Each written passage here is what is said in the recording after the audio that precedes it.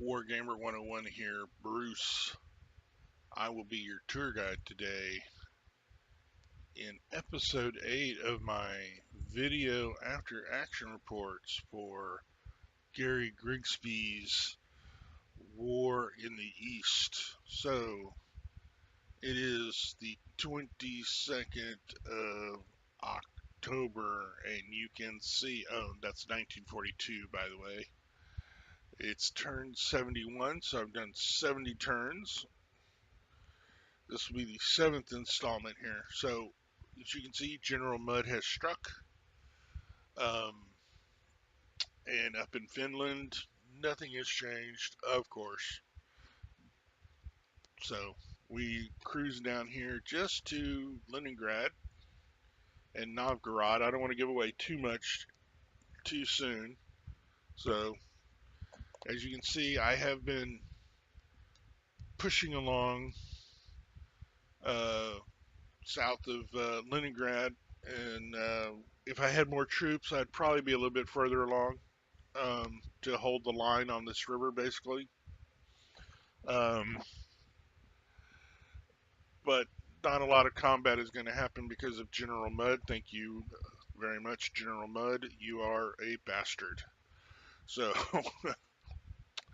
but they don't do much combat either because, well, they might know about it, but their tire truck, tire truck tires and armor bogey wheels and tracks get stuck in the mud too.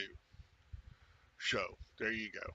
Now, the last time I did a thing, the last time I did a video AAR, there was a big, huge Valdai Hills, Velikai Luki salient, absolutely stuffed to the gills, as they like to say, with Russian troops, airplanes, headquarters units, brigades, cavalry, all sorts of stuff. Well, after the initial shock, as we slowly move down we can now see that the Valdai Hills Velikailuki salient is no more. Ta-da! Yes, very good, isn't it? Look at that. Now, if we come over here to our info screens and we come to losses, now I pretty much started reducing the uh, the salient on turn 62. That's about when I started to cut it, when it was cut off. As you can see, I killed a couple of infantry divisions, some army anti-tank. Okay, now, one note. Not all of these losses are from the salient. Some are also from other portions of the map where things were killed. So I don't have a super exact number, but I do have a fairly close number. Now, so 62 was the first turn. Turn 62 was the first turn that I had them cut off. So they were at yellow condition of their supply. It wasn't until the next turn that they had turned red. Now you can see these German losses were from other parts of the game, but you can see I know most of these were from the salient. So you're like looking at one, two, three, four, four rifle corps, two guards rifle corps, a cavalry corps, a rifle division, a guards rifle brigade, an airborne brigade, artillery brigade, AA brigade, howitzer regiment, and a heavy mortar battalion. So that's 15 units on the very next turn, turn 63. So then we go to 64, and again, a lot of these are from the salient pocket, but not all. And I didn't keep a super accurate record, but I know these guards rifle corps here were definitely ones in the salient. So now this isn't as good as at the start of the game when I was killing 25, 30 units every turn, but over 1, 2, 3, 4 turns, 10, 20, 30, 30, 40, 43, 49, 50 units of various sizes, but a lot of them guards rifle corps and rifle corps themselves. So I think that's pretty good considering surviving the first Russian winter.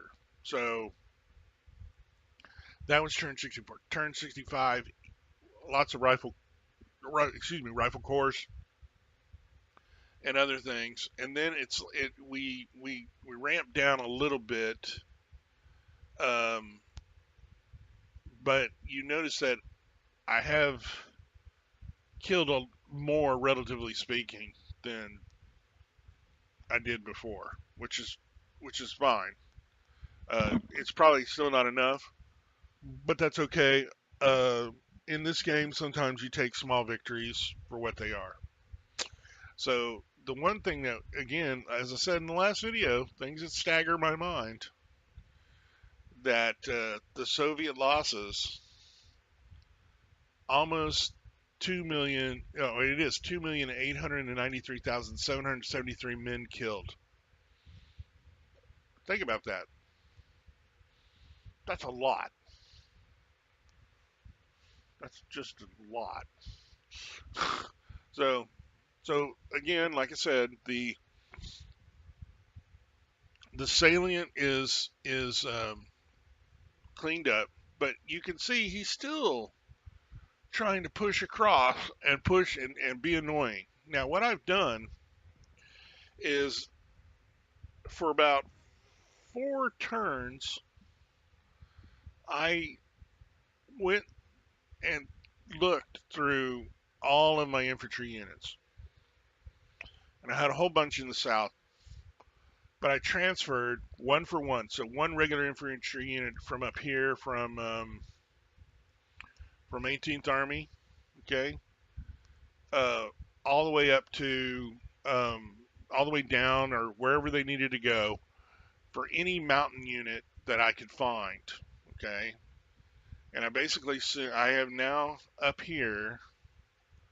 I have 1, 2, 3, 4, 5, 6, 7, 8.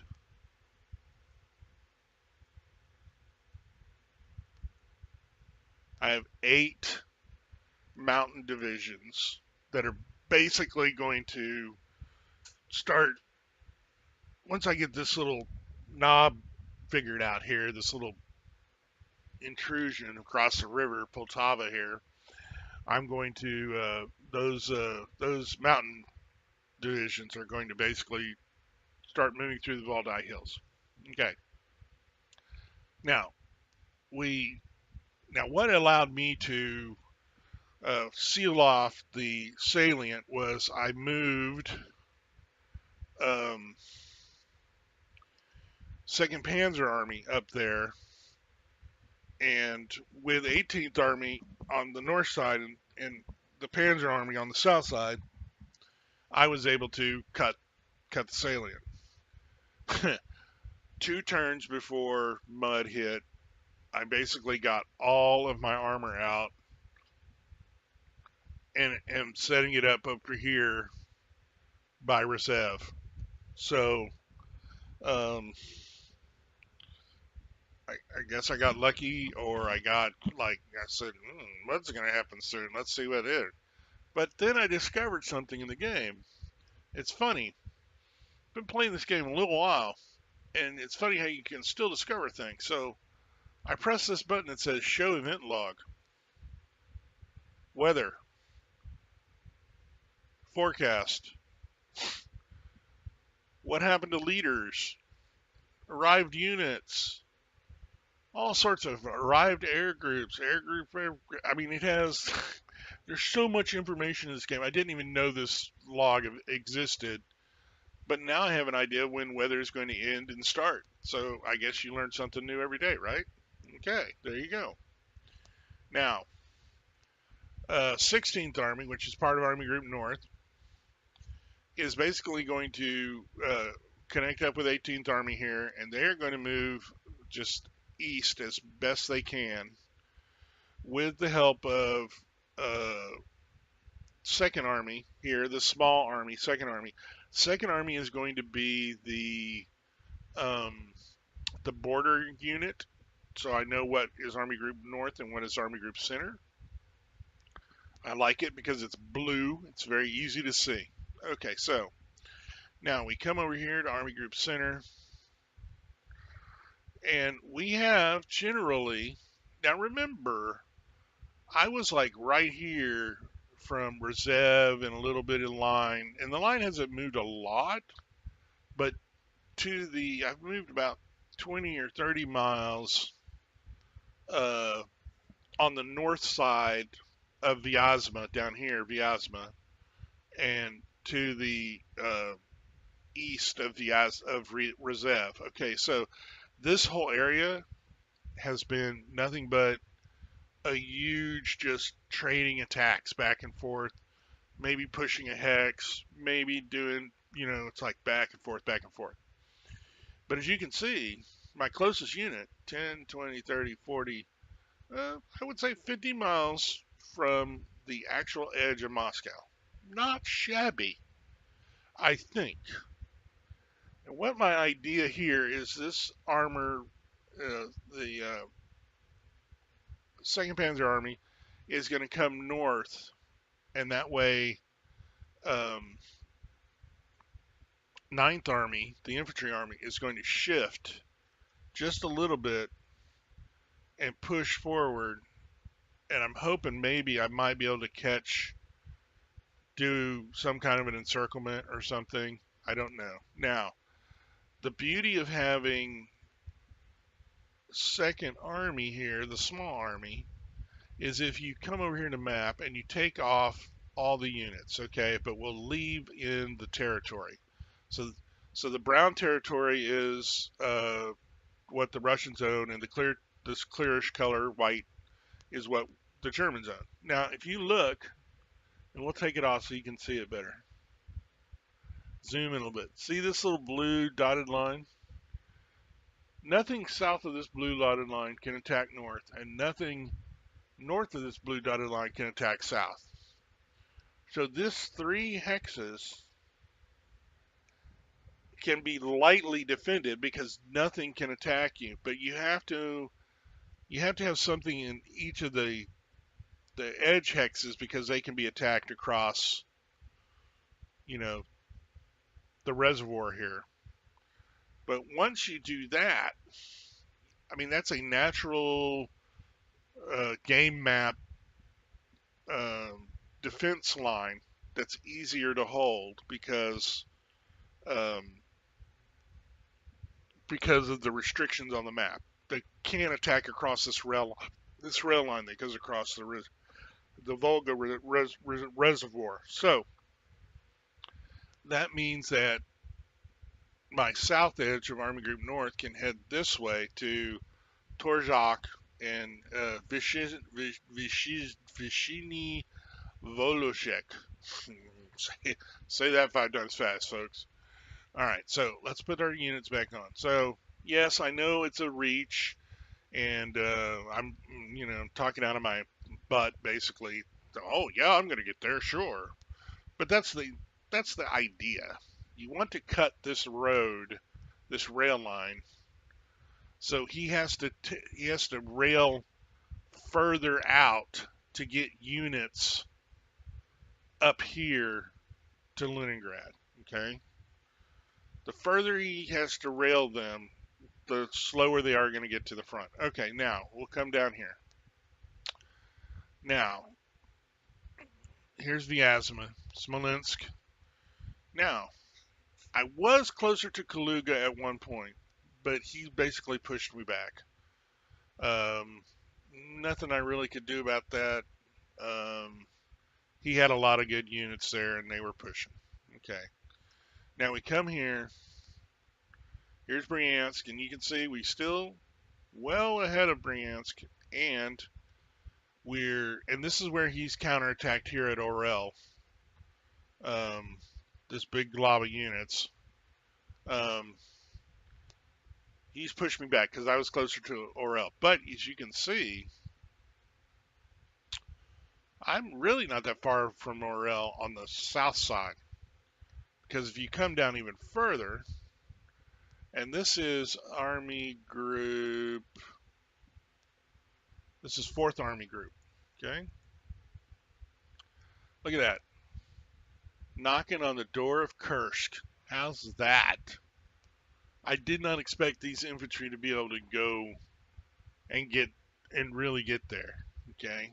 Then we come down, and here's Belgorod, and we are knocking on the door to Belgorod.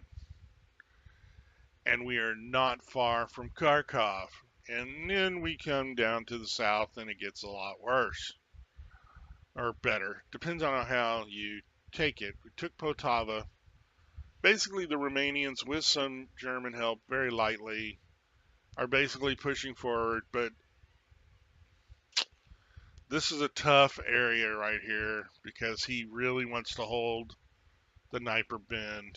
And as you can see, I have pushed back and reduced that big bulge where he had almost gotten to Krivoy Rog.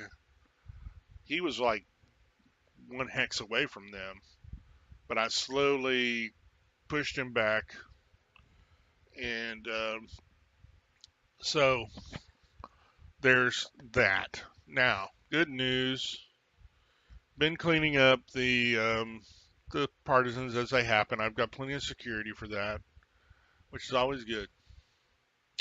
And you can see the backfield is all, pretty much clean. Now, here's this. Luftwaffe, 2nd Luftwaffe Field Corps. Now, it's saying it's going to Army Group Center. But I'm thinking that when I get uh, start getting the Luftwaffe Field Divisions, I'm going to send them here. And I'm going to use them to try to cut this rail line to right here. Fedorovka, which makes this whole area down here untenable because I don't think he can get enough supply across the Kerch Straits to supply all of these divisions. So I'm hoping to do that. Now, well, look, it's only a Corps headquarters unit. What are you talking about, Bruce? Well, we come up here to reinforcements. Next turn, 72. 1, 2, 3 Luftwaffe field divisions. 2 turns after that, another Luftwaffe field division. A turn after that, another Luftwaffe field division. 2 turns after that, 2 more Luftwaffe field divisions. Turn after that, another Luftwaffe field division. Another one. Then another Luftwaffe corps. And then another Luftwaffe field division by the end of the year. So by the end of the year, 12/31/1942, we'll have 1, 2, 3, 4, 5, 6, 7, 8, 9, 10 Luftwaffe field divisions. Okay. So then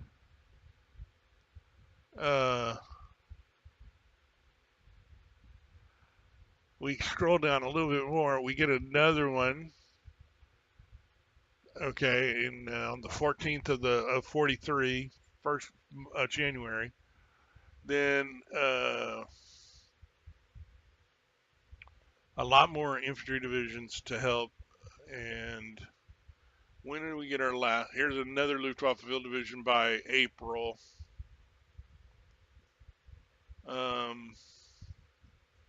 So you can see that we're starting to get stuff that I'll be able to use. Now, whether or not Hermann Göring's Luftwaffe field divisions are actually going to help, we'll see. I think they will. From what I remember, they were actually very well equipped. They were like Panzer Grenadier divisions almost, and they had a lot of 88, a lot of 88s. So that's good for anti-tank.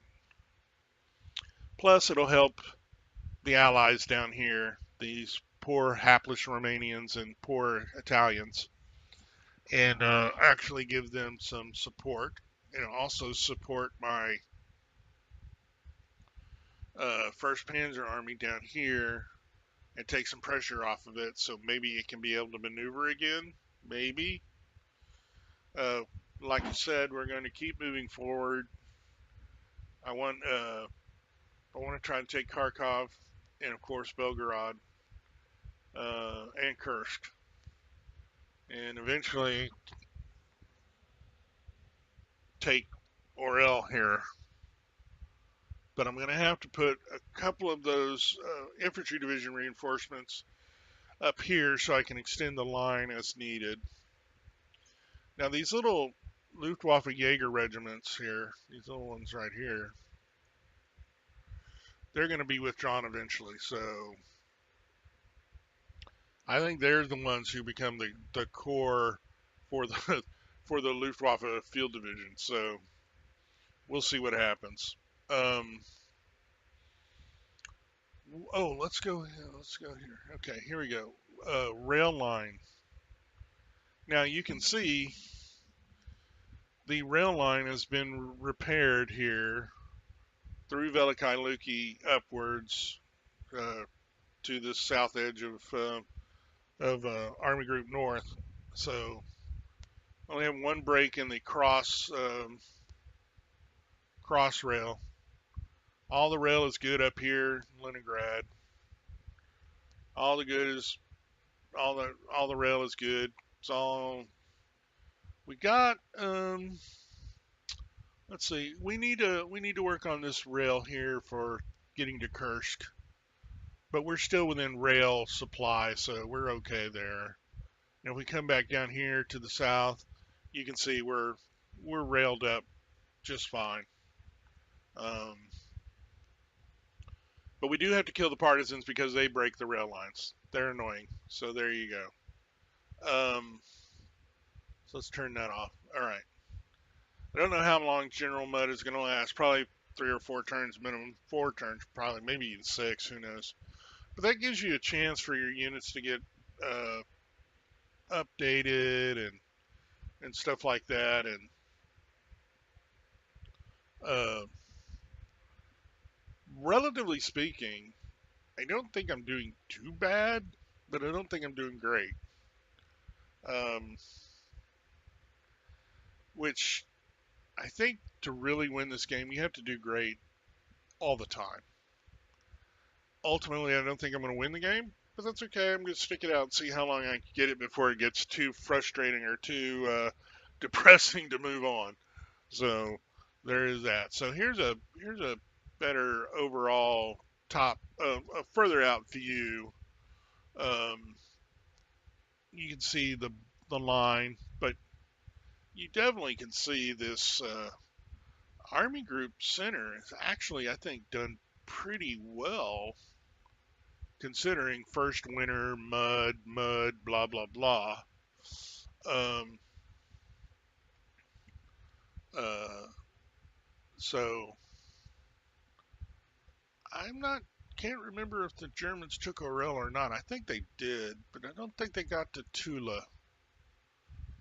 I think they got pretty close. But Rezev, Vyazma, and Kaluga are absolutely the linchpins for this middle section line trying to take Moscow. Because once you get Kaluga, you're inside this river. And if you're inside the river, that means you don't have to fight across it. And you don't have to assault across the river. Which, and you can see how thick it is. It's a major river. So, um, and once you get Kaluga, it's all open. minor rivers all the way here until you get to Voronezh. Wow, my Russian pronunciation is terrible. I haven't read these words in a long time. But will I ever get all the way over here to Stalingrad in the south? I don't know. Things would have to go very badly. But the first step is to cut this south to try and kill these units or get them to run away as fast as possible. Now, conceivably, I mean, if you cut that, can you come along and all you have to do is get to here to Zankoi to cut this rail line, and then they wouldn't be able to rail out. Okay, even if they railed from here all the way to the strait to go across the strait, that's the bottleneck, but they could still rail out and get it further away. So that's the key, really. Maybe I should use the infantry to hold the bend and use the Oh, that's what I'll do. That's what I'll do. I'll use the Luftwaffe field divisions to try and take Dnipropetrovsk and Zaporozhye, and I'll use my armor to cut this line. Yes. Wow. Sudden inspiration uh, of of strategy here. Some of you are like kind of going, "Duh, right, Bruce? You should have saw that first." All right. So I think that's pretty much it for episode 7. I'll be back in episode 8 to show you the progress. Hopefully there will be progress, uh, depending on how long mud lasts and depending on if we get any blizzards or whatever, you know. But at least we're not going to have the negatives that we had for first winter. So there's that. We are ready. We are in our white smocks and our fuzzy warm boots, and we're ready to go. Bring it on, puppy dogs. This has been Wargamer 101 Bruce. If you like this video, press the like button. Subscribe if you want to. View it several times. I don't mind. And with that, I'll see you on the flip side.